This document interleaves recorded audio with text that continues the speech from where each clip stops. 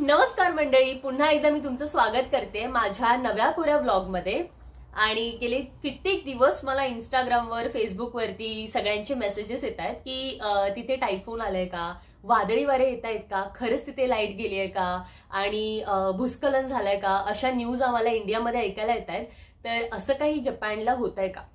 हो, जपानमध्ये गेले मंगळवारपासून शानशान नावाचा एक टायफून आहे। टायफूनला नाव आहे शानशान।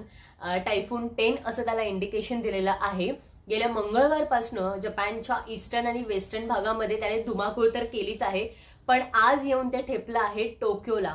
सकाळी मी ऑफिसला निघाले आणि ऑफिसला जाताना मला सतत मोबाईलवरती इमर्जन्सी अलर्ट्स येत होते आणि मग ते इमर्जन्सी अलर्ट्स आल्यानंतर आम्हाला ऑफिसेसमधनं पण इन्फॉर्मेशन दिली गेली की इन्स्ट्रक्शन्स दिले की तुम्ही आज वर्क फ्रॉम होम करा।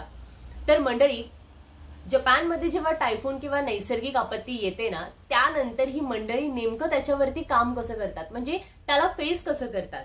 आपल्याला कायम ऐकायला येतं प्रत्येक देशामध्ये नैसर्गिक आपत्ती होतच असते, पण त्यातल्या त्यात जपानमध्ये जरा जास्तच, म्हणजे टायफून रिलेटेड किंवा भूकंपाच्या रिलेटेड इन्फॉर्मेशन आपण सतत ऐकत असतो, माहिती ऐकत असतो। तर आजचा हा व्हिडिओ बनवण्याचा मी मोटिव्ह तुम्हाला सांगते। भूकंप असेल किंवा टायफून असेल, ही मंडळी नेमकं त्याला फेस कसं करतात, काय काय प्रिकॉशन्स ही मंडळी घेतात, ऑन टाइम प्रिकॉशन्स तुम्ही काय घ्यायचे आहेत, तुम्हाला कशी स्वतःची सेफ्टी करायची आहे, असे काही मुद्दे आजच्या व्हिडिओमध्ये मी क्लिअर करणार आहे। सगळ्यात पहिलं म्हणजे काय, आता मंगळवारपासून या शानशान टायफून 10 या वादळामुळे टोक्योमध्ये आणि बऱ्याचशा प्लेसेसमध्ये सतत पाऊस पडतोय, जोराचा पाऊस पडतोय। क्युशू, मियाझाकी असे बरेच प्रिफ्रेक्चर आहे जिथे लँडस्लाइड झालेला आहे, लोकांना बरंच हानी सुद्धा झालेली आहे। तर मंडळी, सगळ्यात मेन म्हणजे काय, तर ह्यांचं इव्हॅक्युएशन सेंटर। आता इव्हॅक्युएशन सेंटर म्हणजे नक्की काय असतं, तर प्रत्येक प्रिफ्रेक्चरमध्ये राहणारी जी रेसिडेन्सी आहे त्यांच्या आसपास शाळा किंवा जिम असे काही हॉल काइंड ऑफ गोष्टी ज्या असतात ना, जिथे मोठी स्पेस आहे, जिथे लोकांचा जमाव जास्त पद्धतीने जास्त प्रकारे राहू शकतो, अशा सेंटर्सला इव्हॅक्युएशन सेंटर म्हणून तयार करतात। आता फॉर एक्झाम्पल, जिथे मी राहते माझ्या एरियापासनं मॅपवरती मी पाहू शकते इव्हॅक्युएशन सेंटर जवळचे मला कुठले आहेत।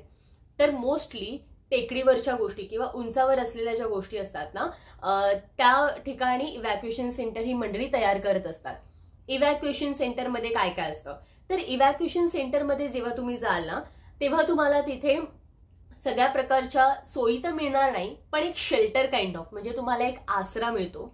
तिथे तुम्हाला एक मॅट असतं, झोपण्यासाठी मॅट असतं, काइंड ऑफ असतं, आणि तुम्ही तिथे तुमचा इमर्जन्सी किट घेऊन जायचंय।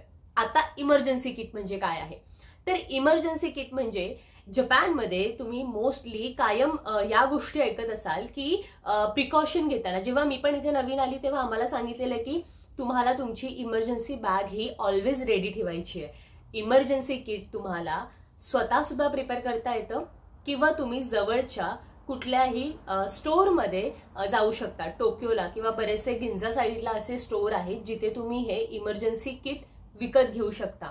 इमर्जन्सी किटमध्ये काय काय असतं, तर इमर्जन्सी किटमध्ये मी तुम्हाला सांगते, नॉन वोवन मास्क असतात, पोर्टेबल फर्स्ट एड बॉन्ड असतो, डिसइन्फेक्टेड शीट, त्यानंतर EVA case with zipper, compact headline, ear plug, case includes large format body sheet, mask, water repellent scotches, emergency seat. जपानमध्ये मी जेव्हा पहिल्यांदा आले होते ना, तेव्हा मला सुद्धा हे इन्स्ट्रक्शन्स आणि गाईडलाईन दिल्या होत्या की तुमच्याकडे तुमचं इमर्जन्सी किट हे 24 आवर्स रेडी असायला पाहिजे।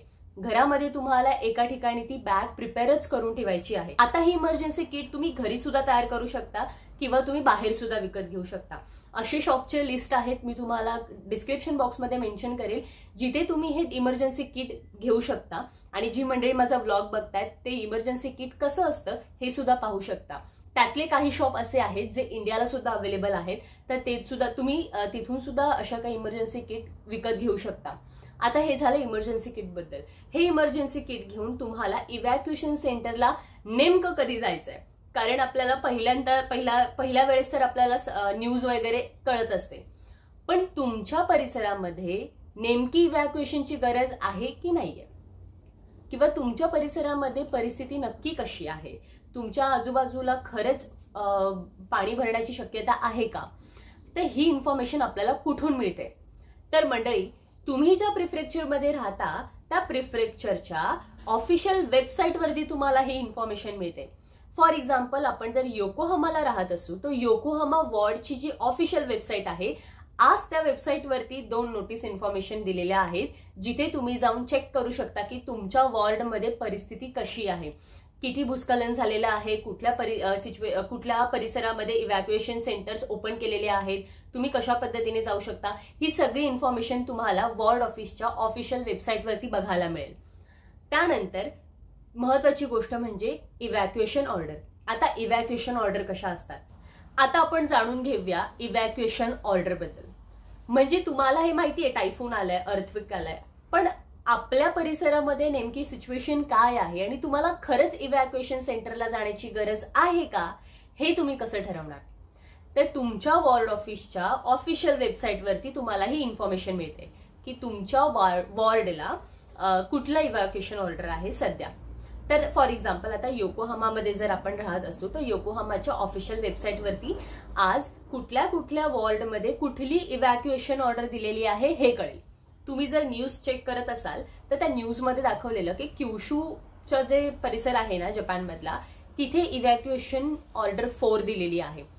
तर या वॉर्निंग लेवल्स कशा आहेत, तर वॉर्निंग लेवल 2 मध्ये काय आहे, तुम्हाला जे परिसर अफेक्ट झालेले आहे, त्यानंतर फ्लड, स्टॉर्म बद्दल इन्फॉर्मेशन तुम्ही लक्ष द्यायचं आहे, इन्फॉर्मेशन घेत राहायची आहे. वॉर्निंग लेवल 3 मध्ये तुम्हाला काय करायचं आहे, तुमच्या घरामध्ये जर कुणी आजी आजोबा असतील किंवा वयाने जास्त असणारी मंडळी आहेत, त्यांना तुम्हाला इव्हॅक्युएशन सेंटरला मूव्ह करायचं आहे. कारण अर्थातच वयोवृद्ध असल्यामुळे त्यांना त्यांच्या तयारीनुसार त्यांना इव्हॅक्युएशन सेंटरला मूव्ह करणं थोडंसं वेळ घेणारी गोष्ट आहे. म्हणून त्यांना वॉर्निंग लेवल 3 ला तुम्हाला घरातल्या वयोवृद्धांना घेऊन इव्हॅक्युएशन सेंटरला मूव्ह करायचं आहे. वॉर्निंग लेवल 4 म्हणजे काय आहे, जी सध्या मोस्ट ऑफ ठिकाणी दिलेली आहे. वॉर्निंग लेवल 4 मध्ये तुम्हाला तुमचं सगळे इमर्जन्सी किट घेऊन घरातल्या प्रत्येक माणसाला इव्हॅक्युएशन सेंटरला मूव्ह होणं गरजेचं आहे, ज्यामध्ये तुम्हाला सगळी इव्हॅक्युएशन सेंटरची सगळी इन्फॉर्मेशन तर वाचायचीच आहे, त्यासोबत तुमचे इमर्जन्सी किट प्रिपेअर करून तुम्हाला घरातल्या lights, gas connection, water connection सगळं स्विच ऑफ करून मूव्ह करायचंय इव्हॅक्युएशन सेंटरमध्ये. हे झालं वॉर्निंग लेवल बद्दल. आणि वॉर्निंग लेवल 5 सगळ्यात शेवटची, जी मी विसरली सांगायची, त्यामध्ये त्यांनी असं मेन्शन केलेलं आहे की तुम्ही जिथे कुठे असाल तिथे तुम्हाला स्वतःचं संरक्षण करायचं आहे. तर हे झालं वॉर्निंग लेवल्स बद्दल, इव्हॅक्युएशन सेंटर, इमर्जन्सी किट आणि ऑर्डर लेवल बद्दल, वॉर्निंग लेवल बद्दल. जर तुम्ही अपार्टमेंटमध्ये आहात तर तुमच्या अपार्टमेंटमध्ये काही इमर्जन्सी एक्झिट आहेत. आपण जनरली काय करतो, अपार्टमेंटमध्ये राहत असतो पण आपल्याला माहित नसतं की इमर्जन्सी एक्झिट कुठे आहे. तर मंडळी, ही सगळ्यात महत्वाची गोष्ट आहे की तुम्हाला तुमच्या अपार्टमेंटमधल्या इमर्जन्सी एक्झिट्स माहीत असणं खूप गरजेचं आहे. आपल्या अपार्टमेंटमध्ये फायर अलार्म आहे, इमर्जन्सी अलार्म आहे, तुमच्या घरामध्ये सुद्धा इमर्जन्सी अलार्म असतात. मग तुम्हाला या गोष्टींची माहिती असणं खूप गरजेची आहे. हे झालं अपार्टमेंट बद्दल. तुमच्या घरापासून जवळच्या चौकामध्ये एक अलार्मची सिस्टीम असते, जिथून तुम्हाला अलार्म ऐकू येतो, म्हणजे पूर्ण एरियाला अलार्म ऐकू जाईल अशी जागा असते ती, आणि तिथून इंडिकेशन ती मंडळी द्यायचा प्रयत्न करतात. तर तुम्हाला कायम या गोष्टी केअरफुल राहायचं आहे आणि आपले कान सतर्क ठेवायचे आहेत आणि लक्ष द्यायचं आहे येणाऱ्या इंडिकेशन्सवरती. आता मी तुम्हाला दाखवणार आहे की रूम मध्ये तुम्हाला अलार्म सिस्टीम जर असला तर त्या कशा असतात, आणि मग माझ्या अपार्टमेंटमध्ये इमर्जन्सी एक्झिट्स कशा आहेत, त्या कशा पद्धतीने वापरायच्या आहेत, हे आपण थोडंसं जाणून घेऊया आणि व्हिडिओचा शेवट करूया. हे बघा, असे काही अलार्मची सिस्टीम माझ्या अपार्टमेंटमध्ये आहे, ज्याने आपल्याला इन्फॉर्मेशन मिळते लगेच. हे बघा, लिफ्टमध्ये पण तुम्हाला हे दिसेल. आणि म्हटलंय की जेव्हा आपल्याला असं परिस्थिती असेल ना, तेव्हा तुम्हाला एलिव्हेटर यूज करायचं नाहीये. तर ही एक एक्झिट आहे जिचा वापर आपण करू शकतो बाहेर पडण्यासाठी.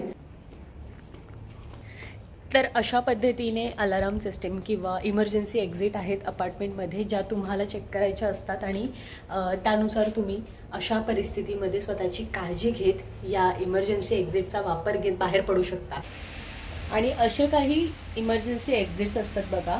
तुम्हाला कसा वाटला हा माझा आजचा व्लॉग? व्हिडिओ आवडला असेल तर व्हिडिओ नक्की लाईक करा, शेअर करा आणि माझा YouTube चॅनल सुद्धा फॉलो करत राहा, व्लॉग्स बाय कवी.